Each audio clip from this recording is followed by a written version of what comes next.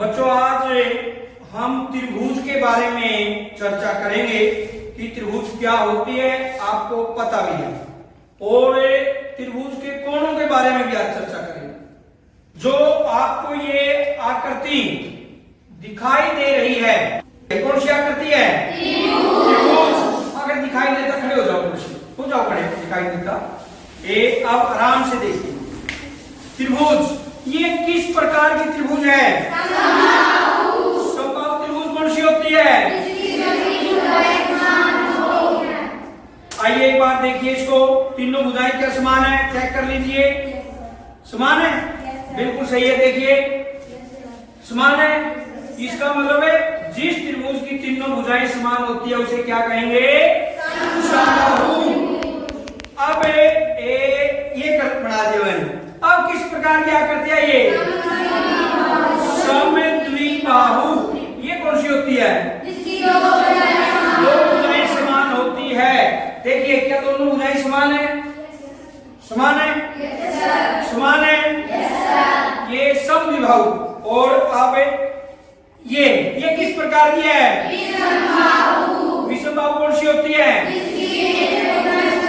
जिसकी तीनों भुजाएं समान नहीं होती, यानी अलग अलग है, विषम बाहु। चेक कर लीजिए, अलग अलग है। देखिए अलग अलग है, हैं? एक बार हाथ में लेके देखिए, अलग अलग है। उगली साइड देखिए, हाथ में लेके देख लीजिए, अलग अलग है। Very good. अब हम चर्चा करेंगे कोणों के बारे में। त्रिभुज के कोण, त्रिभुज के तीनों कोणों का योग कितना होता है? 180 डिग्री।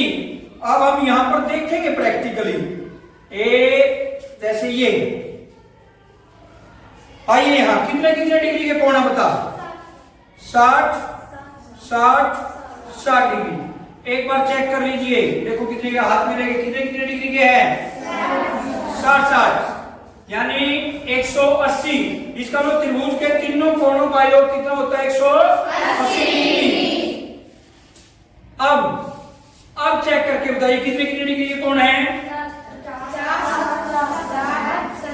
70, 50, 60, 70। इसका मतलब कोणों का योग कितना हो गया? 180। तो त्रिभुज के तीनों कोणों का योग कितना होता है? 180। कितने डिग्री के हैं? 180। पूरी साइड देख लीजिए। तो आज आपके समझ में आया त्रिभुज के बारे में?